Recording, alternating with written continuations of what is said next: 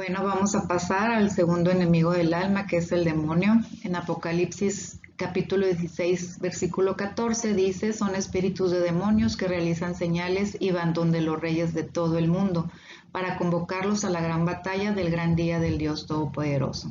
Vemos cómo el demonio se atribuye los siguientes vicios: soberbia, envidia, astucia, escrúpulos, turbación, perturbación, inquietud, duda, vacilación, indecisión, hipocresía, egoísmo, mentira, doblez, falsedad, bajeza, pereza, ociosidad, cansancio, ira, cólera, venganza, rencor, odio, traición, perfidia, orgullo, amor propio, pretensión, presunción, pedantería, altivez, afectación, cobardía, excusa, vileza, ocultamiento, premeditación, burla, sarcasmo, fingimiento, ingratitud, inmortificación, impaciencia, acritud, dureza, ruindad, desobediencia, imaginación. Y vemos como en Juan, en el capítulo 8, dice: quien comete el pecado es del diablo, pues el diablo peca desde el principio. El Hijo de Dios se manifestó para deshacer las obras del diablo. Entonces vemos aquí cómo estos vicios se le atribuyen al demonio. Vemos cómo la soberbia es hija de Satanás, nacida de su mismo ser, es madre general de todos los vicios. A todos ellos los engendra y los lleva en su seno. De la soberbia se deriva todo desorden en las operaciones del alma y aún los desórdenes materiales. Es un veneno oculto que mata el alma si no se pone a tiempo el antídoto de la humildad. El odio que Satanás tiene contra mí, dice nuestro Señor, lo lleva a arrebatar de las almas el convencimiento de que yo soy el todo innato en la criatura, y la levanta ella misma en falsos pedestales de secreta soberbia, para después hacerla su presa, hundiéndola en el infierno. Satanás no me puede amar y ese es su martirio constante. Por eso busca la ofuscación de la soberbia para quitarse esta pena eterna sin conseguirlo. Todo lo creado por las manos divinas tiende a la gratitud, el amor y la alabanza hacia el Creador. La alabanza, la gratitud y el amor están cegados para Satanás, por esto brama y se desespera y comunica esta pena a los condenados. Y sin embargo, todos ellos me dan la gloria, todos ellos a su pesar, porque en la esencia de su desesperación es esto mismo que le impide a su inclinación natural tender hacia mí para quien fueron creados. Este es el tormento eterno, la gloria de la justicia ultrajada y el castigo de la soberbia. Además de la soberbia pública, pues existe también la soberbia espiritual, la que no se ve, es la ponzoña de las religiones y la destrucción de ellas es tan fina y delicada que cuanto venenosa y dañosa solo reina en las almas que se llaman mías, dice Jesús, escondida en los pliegues del entendimiento, memoria y voluntad. Estas almas se examinan y se encuentran santas a sus ojos. Aun cuando se llamen pecadoras, las faltas y los pecados están muy lejos de ellas y no saben que las separa una línea de caer en ellos. El dolor viene a destruir la soberbia, la cruz con su acción divina aleja a Satanás y destruye sus maquinaciones. La solidez está en el sacrificio vivo, en la destrucción del hombre viejo y en la práctica sólida de las virtudes morales. En el ministerio de intercesión, nuestro Señor regala muchos carismas al encontrar un alma pura y sincera que lo busca consolar y acompañar en la oración. Sin embargo, Satanás puede inyectar el dardo de la soberbia en el corazón del intercesor, hacerlo pensar que es un instrumento muy fuerte, indispensable, o bien llevarlo a pensar que por medio de él se hizo la acción liberadora o sanadora. Debemos estar atentos a estos pensamientos satánicos para no engrandecer nuestra soberbia. El mejor antídoto es la humillación y la obediencia al director espiritual, a la par de una buena confesión y pedir ayuda a María Santísima, que ella es el antídoto de esta serpiente infernal. San Agustín decía: que me conozca a mí, te conozca a ti. Con el conocimiento de uno mismo podamos darnos cuenta por qué somos tan susceptibles a un regaño, a un cambio de planes de nuestros superiores o a no ser tomados en cuenta, discernir qué es lo que está muy escondido en el fondo de nuestro corazón y no se asoma. Combatamos la soberbia y abajándonos en una santa humildad y con una recta intención. La envidia es una espada de dos filos que hace mal al envidioso y al envidiado. Es hija de la soberbia, donde está la una, está la otra, siempre se encuentran juntas. Los más altos puestos siempre llevan las más altas envidias, además despiertan en el corazón humano la ambición y crece el hombre y la sed juntamente con la envidia de la insaciable avaricia, llenando el alma del vacío desesperante y vano de un algo que forma su desgracia. El pobre y el humilde de corazón es el único que se libra de este vicio. Hay envidia común y ordinaria y espiritual perfecta. La común y ordinaria es la que corre en todo el mundo y que todos podemos ver. La espiritual es más peligrosa aún para el alma porque también se oculta como soberbia en los pliegues del corazón y raras veces sale de ella. La soberbia la oculta y a tal grado crece la soberbia convertida en respeto humano en estas almas, que muchos mueren antes de enseñar la ponzoña que llevan en sus corazones.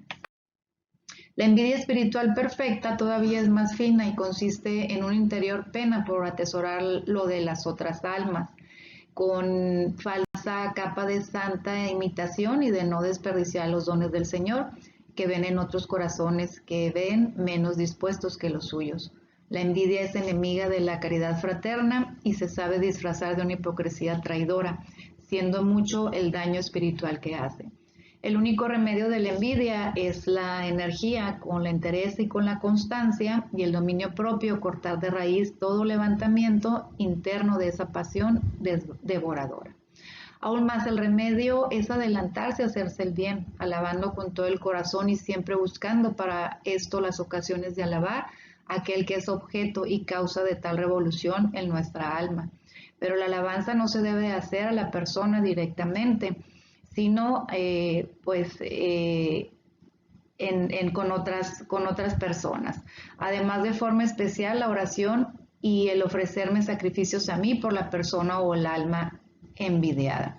A orar por esa persona para que le vaya bien y hacer sacrificios para que esa envidia pueda difuminarse en nuestro corazón.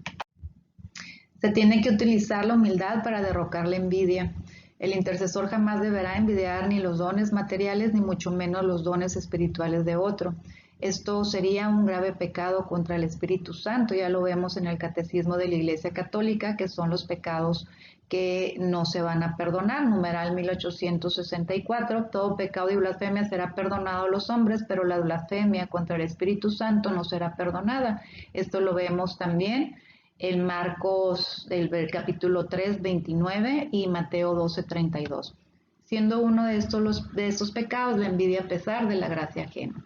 Santiago 3, versículo 16 dice, donde hay envidia y ambición habrá también inestabilidad y muchas cosas malas. Es inevitable para el hombre sentir pesar en algún momento de algo bueno que alguien tiene, ya sea físico o espiritual. En alguna ocasión podemos llegar a sentirlo, sobre todo cuando nuestra cruz es demasiado pesada. Inconscientemente nos llega este pensamiento de que los demás son más afortunados o más amados por Dios. Sin embargo, es cuando debemos frenar este sentimiento y trabajar por vencerlo, ofreciendo misas, oraciones, ayunos por la persona que estamos envidiando, y tenemos que ser sinceros y desenmascarar al diablo en el sacramento de la confesión. Pasemos a la astucia. Está el hecho de que la astucia tiene como fin engañar, según el testimonio del apóstol Pablo, que dice que para seducir emplean astutamente los artificios del error. Eso lo podemos confrontar en Efesios 4, versículo 14. Ahora bien, ese fin coincide con el engaño, luego el engaño es propio de la astucia. Lo propio de la astucia es elegir medios no verdaderos, sino fingidos y aparentes, para lograr un fin, sea bueno o sea malo. La astucia, cuando se usa para salir de los problemas o encontrar soluciones, puede ser buena, pero cuando se usa para planearla, el mal es un vicio muy grave, puesto que mata la gracia divina, estar urdiendo cómo hacer las cosas más perfectas para hacer el mal. El intercesor jamás se debe valer de este tipo de astucia, además de que el Espíritu Santo jamás habitará en él, ya que con la astucia vienen otros vicios como la venganza y cualquier vicio que necesite de esta arma silenciosa. Cuando venga este pensamiento maligno, debemos recurrir a nuestro director espiritual que nos apoye a someter este sentimiento. Debemos someter este pensamiento y pensar en Dios, en el amor que Él nos tiene, en todo lo que tuvo que padecer para nuestra salvación. Imaginarlo en la cruz, en su pasión, la sangre que tuvo que derramar y que con esa sangre venció a la muerte y al demonio. Cuando esto viene a la cabeza, cualquier sentimiento de maldad se va y no nos queda más que reconocer nuestra miseria y la grandeza de Dios. Escrúpulos. Con los escrúpulos Satanás turba, entretiene y desespera. Estos 3 puntos son los que con afán busca el demonio porque con ellos alcanza su objeto, el cual va principalmente dirigido a alejar a las almas de mí, dice nuestro Señor. Lo que procede de Satanás consiste en una madeja enredada de imaginaciones locas, los cuales llevan por base el juicio propio, es decir, la soberbia y también la desobediencia. El remedio para estas almas es la obediencia ciega y una humildad profunda. Las almas que no se acojan a estos 2 únicas tablas de salvación sufrirán terribles sufrimientos, tristeza, dudas y agonías inútiles. Los escrúpulos quitan la paz, siempre nos sentiremos indignos y Satanás nos tumbará de nuestra trinchera en la intercesión. ¿Y quién es digno ante Dios? Ante los ojos de Dios nadie es digno, pero la misericordia de Dios nos hace dignos. Debemos de acercarnos a un director espiritual para poder identificar este vicio del escrúpulo y saberlo. Santa Faustina Kowalska, en su diario de la Divina Misericordia, el numeral 1485, párrafo 4, en el diálogo de Dios misericordioso con el alma pecadora, entendió muy bien la misericordia de Dios hacia los pecadores. El alma, Señor, temo que no me perdones un número tan grande de pecados, mi miseria me llena de temor. Jesús, mi misericordia es más grande que tu miseria y la del mundo entero. ¿Quién ha medido mi bondad? Por ti bajé del cielo a la tierra, por ti dejé clavarme en la cruz, por ti permití que mi sagrado corazón fuera abierto por una lanza y abrí la fuente de la misericordia para ti. Ven y tomas las gracias de esta fuente con el recipiente de la confianza. Jamás rechazaré un corazón arrepentido, tu miseria se ha hundido en el abismo de mi misericordia. ¿Por qué habrías de disputar conmigo sobre tu miseria? Hazme el favor, dame todas tus penas y toda tu miseria, y yo te colmaré de los tesoros de mis gracias. Continuemos con el vicio de la turbación. Es un estado de ánimo de la persona que no sabe qué hacer o decir. Siempre procede de Satanás, es hija de su mismo ser, porque donde está él, ahí está la turbación. Así que, como cuando se acerca el Espíritu Santo, está la paz. Siempre que el alma sienta ese efecto, esté alerta porque Satanás le acecha muy cerca. Esta cola de Satanás nunca puede ocultarse del todo y en los escrúpulos los aparece al vivo en todo su esplendor. El alma siempre debe de aspirar la paz, que es el antídoto de este vicio. Un alma turbada jamás podrá hacer oración, porque en ella no hay paz, de tal forma que el intercesor que está siendo atacado por este vicio debe pedir la intercesión de la Virgen María, que es Reina de la Paz, para vencerlo. La turbación es una sensación de que no se está tranquilo en un lugar, no consigue concentrarse, hay un río revuelto dentro de sí y a veces llega a tal grado que pareciera que no estás en este mundo, sino que vagas sin sentido.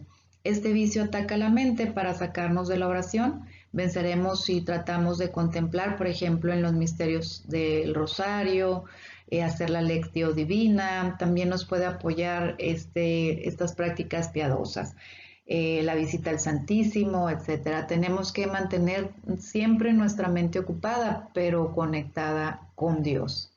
La turbación puede a veces ser buena y producida por la profunda humildad en un alma pura, como por ejemplo en Lucas 1, versículo 29, dice: ella se conturbó con estas palabras y se preguntaba qué significaría aquel saludo. María se turbó al oír las palabras del ángel, pero esta preciosa turbación nacida de su pureza y humildad es una turbación santa, es buena, también lleva consigo la delicadeza y la limpieza, pero siempre para mayor bien del alma. Y pasemos a la perturbación, otra arma de Satanás con la cual se da gusto en las almas que de veras me sirven, pues aunque la emplea en el mundo y en otras 1000 ocasiones, tiene su campo favorito en las almas que tratan de hacer oración y espirituales. La perturbación solo viene de Satanás porque el Espíritu Santo jamás perturba, solo permite la turbación inocente y humilde, digna de merecimientos y recompensas. La perturbación es algo así cuando la mente se encuentra bombardeada de pensamientos que se instalan en mí y afecta a los sentimientos, haciéndonos arder de ira, temor, culpa, tentación. Satanás edifica en nuestras mentes fortalezas espirituales, las cuales son construidas por la misma mentira de Satanás, dicho a través de los años en diferentes situaciones y circunstancias. Generalmente tiene su origen en la niñez. Por ejemplo, nadie me quiere, soy inútil, no tengo suerte en la vida. Alguna herida que en la niñez se haya dejado abierta y que todavía no se haya podido sanar. La firmeza, esta hermosa virtud guerrera, debe derribar a este enemigo. La energía, la constancia y el dominio propio deben ponerse en guardia, desviando del alma toda saeta venenosa que contra ella asesta la perturbación.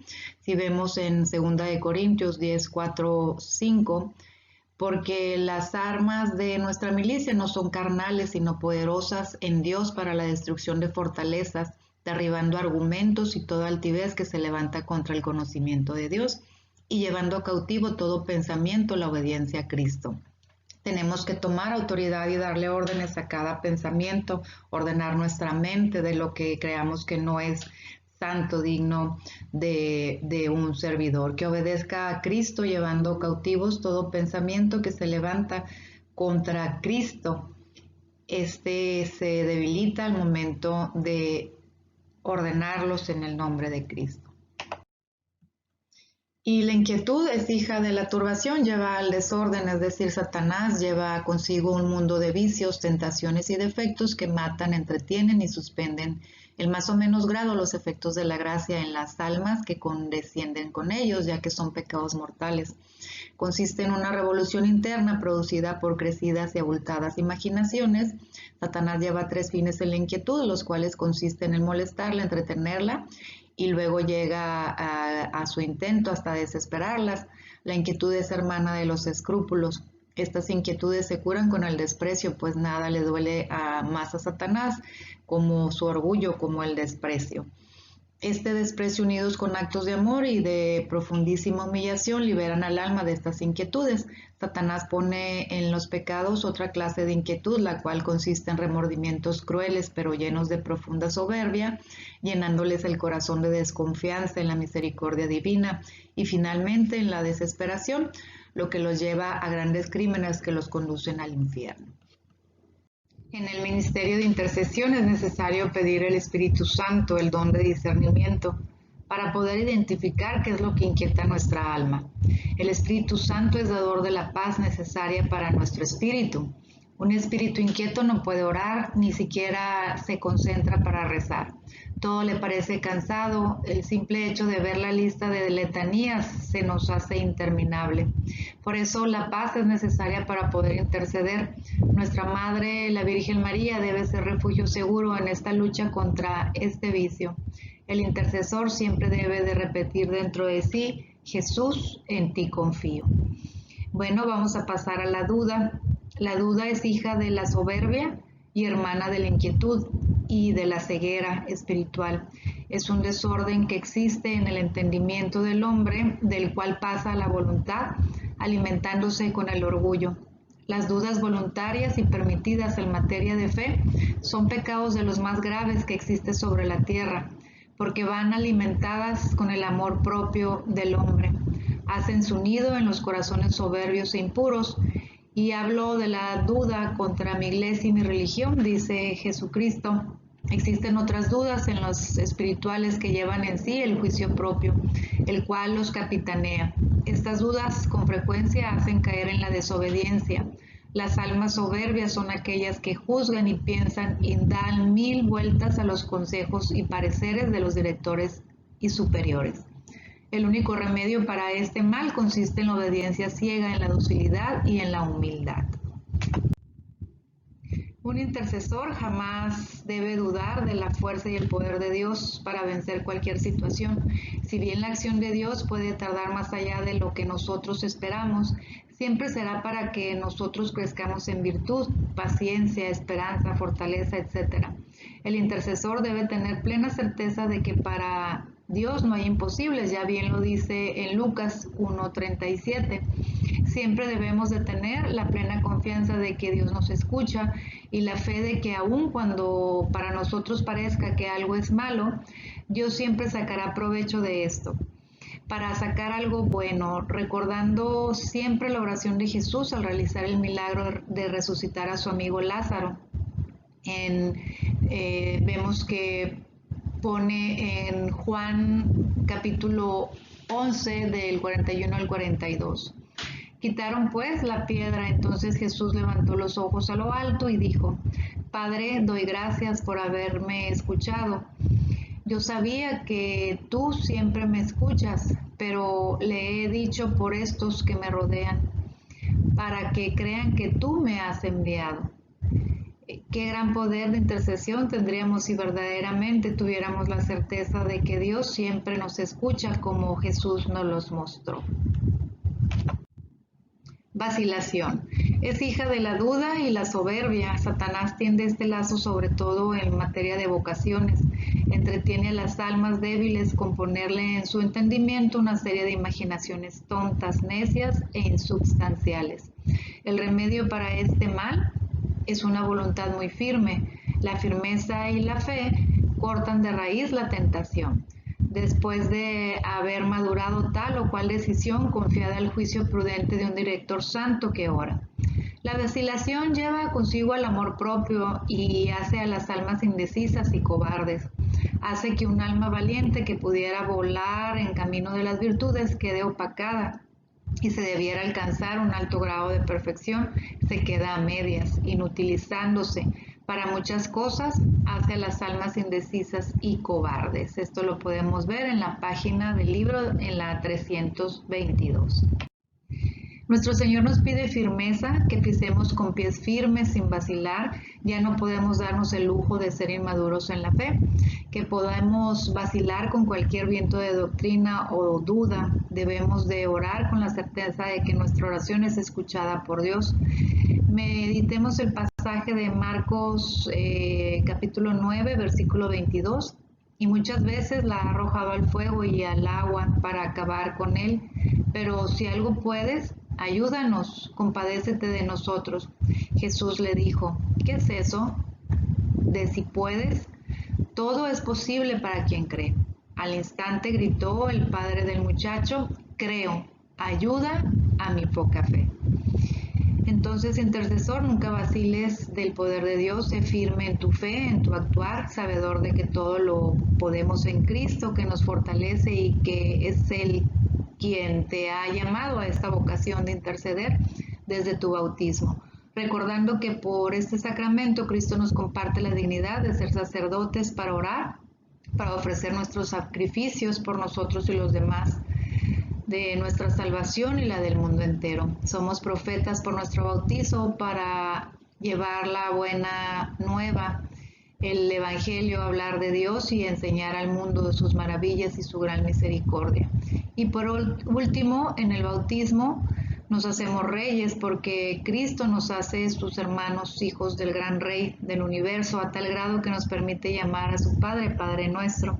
Y nuestro deber pues es agrandar también el reino de Dios, ¿verdad? Esa herencia que Dios nos ha dado, que vengan más a poderla reclamar. Indecisión. Es hija de la vacilación e hija de la duda y de la soberbia. También la indecisión es otra peste en el mundo espiritual. Un alma indecisa nunca hará nada que valga, a lo menos su recompensa será muy mermada. De esta clase de almas está llena el purgatorio. También la indecisión tiene tibieza y sensualidad. Estas almas no son las que arrojan al martirio del amor activo, sino más bien son almas débiles, cobardes y amigas de la comodidad. Estas almas pasan la vida lamentándose, entristeciéndose de su defecto sin tener el valor suficiente de cortarlo. Sus remedios son la obediencia ciega con humildad profunda, el dominio propio con la firmeza. También necesitan de un director prudente que los guíe no solo en lo que toca al espíritu, sino en la misma vida ordinaria y material.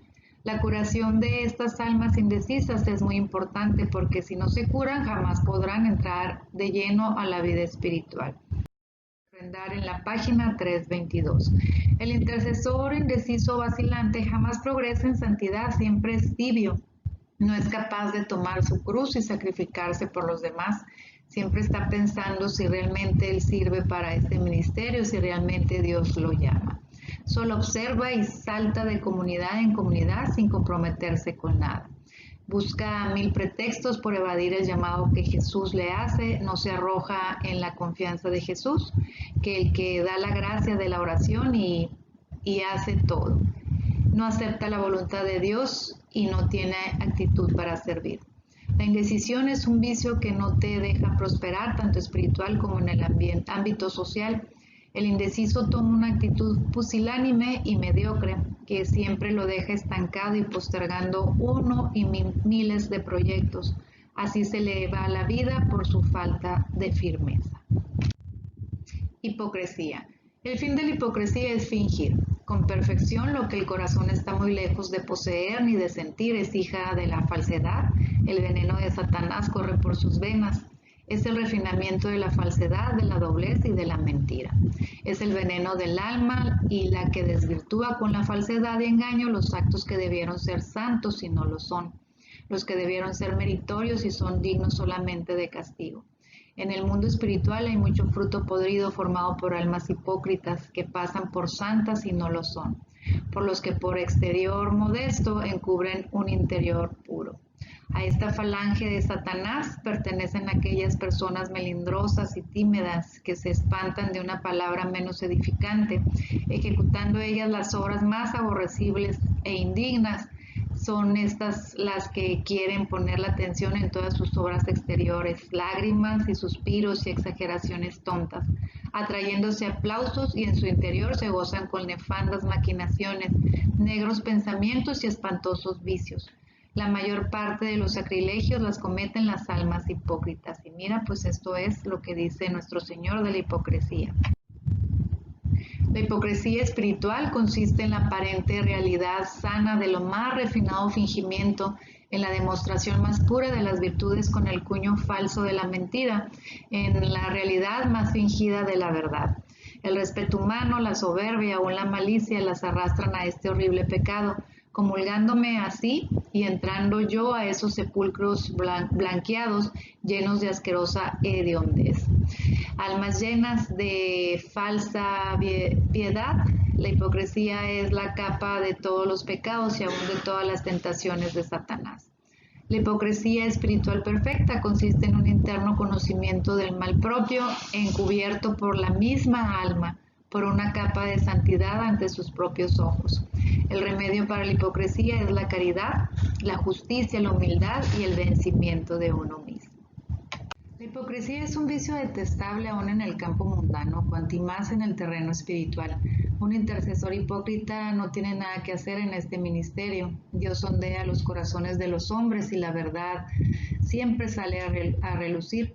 Es un vicio rastrero que lleva al engaño y a la traición. Podemos confrontar el Mateo 23, versículo 15. Ay de vosotros, escribas y fariseos hipócritas, que recorréis mar y tierra para ser un prosélito, y cuando llega a serlo le hacéis hijo de condenación, el doble que vosotros.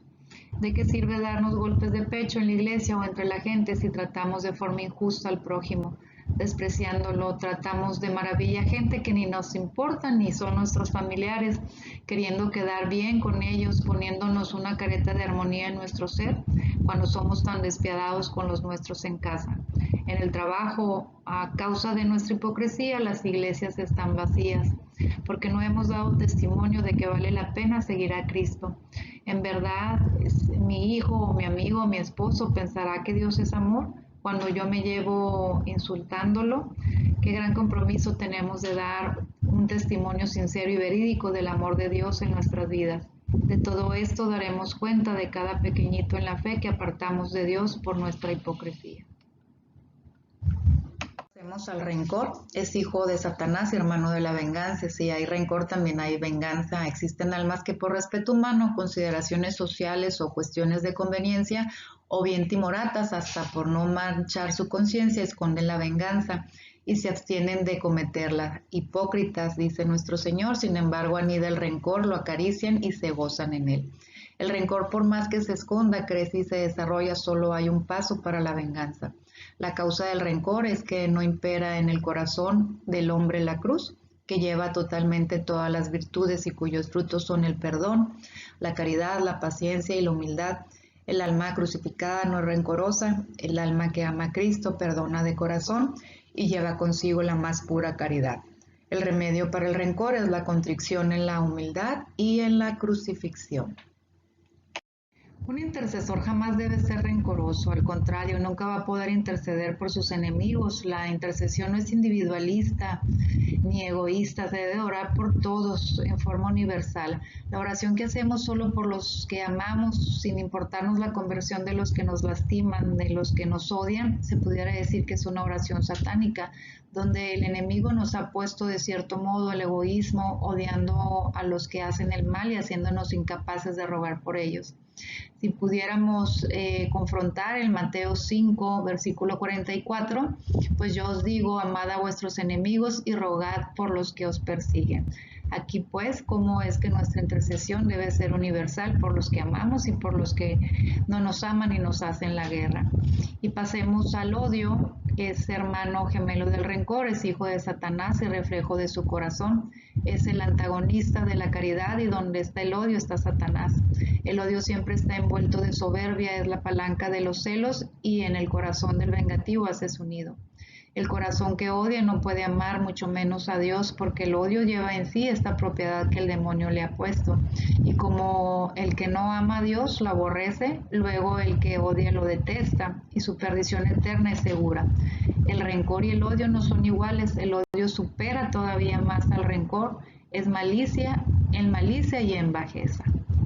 El corazón que se crucifica no odia, sino que ama a Dios y al prójimo en Dios y por Dios. La cruz es el remedio antídoto del odio. El dolor suaviza los sentimientos del alma, purifica, los ennoblece y los santifica. Un pecho que sufre por su Dios no odia ni puede odiar, sino ama y se sacrifica por su hermano. En el corazón de Satanás reina un odio profundo y negro más grande que todos los odios, el odio contra María, contra esa Virgen Madre de Inmaculada Pureza. No puede soportar Satanás la existencia de ese arcano de virtudes y de candor, de esta beldad divina y llena de gracia que con su bellísima planta tan pura y sin mancha lo aplasta. Ella es el eterno tormento, el cual reconcentra todo su odio contra ella. No puede desconocer el gran valor de María y los torrentes de gracia y de dones con que está enriquecida, y por esto la envidia lo destroza, el rencor, la venganza y el odio contra ella hace estallar su negro corazón lleno de ira. María es la eterna pesadilla de Satanás, el cual por más que viene de mil maneras luchando contra ella, siempre se estrella y se estrellará contra todas sus maquinaciones. El intercesor siempre debe recurrir a la protección de María Santísima, confiando plenamente todos sus bienes físicos y espirituales a la dispensadora de todas las gracias, sabiendo que bajo el amparo de esta dulce madre el maligno no deberá tomar venganza del trabajo realizado para Cristo. María intercede por nosotros, nos ayuda a perdonar también. Es bueno recurrir a la intercesión de San José, para que también nos ayude a perdonar al que nos ofende. ¿Quién más que los padres de Jesús que lo conocen y saben que le agrada, para que nos guíen e intercedan por nosotros para alcanzar las virtudes necesarias para glorificar a Cristo? Confiados en que Jesús nada le niega a su madre, sabremos recurrir cuantas veces requiramos a su poderosa intercesión. Y checamos en el Nicalmo Poua, en el numeral 119, este hermoso palabras de la Virgen María, ¿no? De la Virgen de Guadalupe. No estoy aquí yo que soy tu madre, no estás bajo mi sombra y resguardo, no soy la fuente de tu alegría, no estás en el hueco de mi manto, en el cruce de mis brazos, ¿Tienes necesidad de alguna otra cosa? Que ninguna otra cosa te aflige y te perturbe. Bueno, las palabras de nuestra Madre Santísima en su advocación de Guadalupe, pues no nos queda nada de duda que ella siempre está con nosotros protegiéndonos.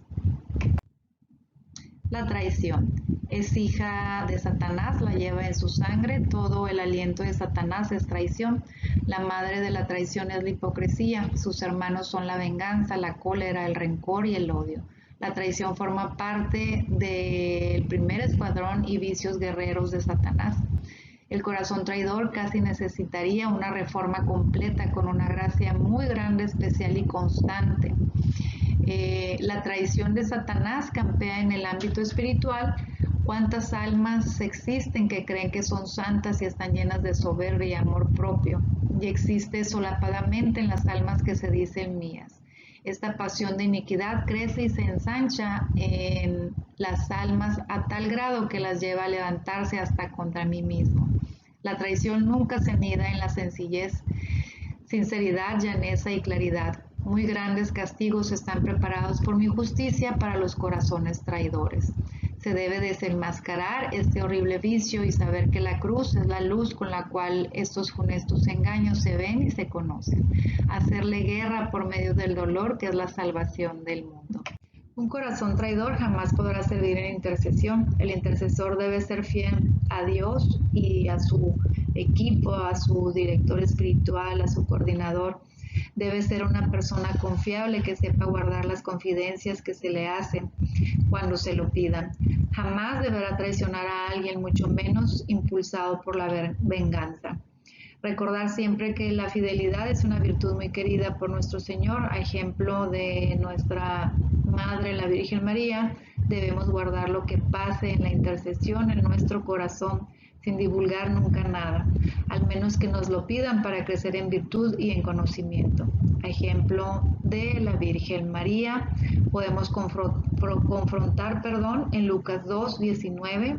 María, por su parte, guardaba todas estas cosas y las meditaba en su corazón.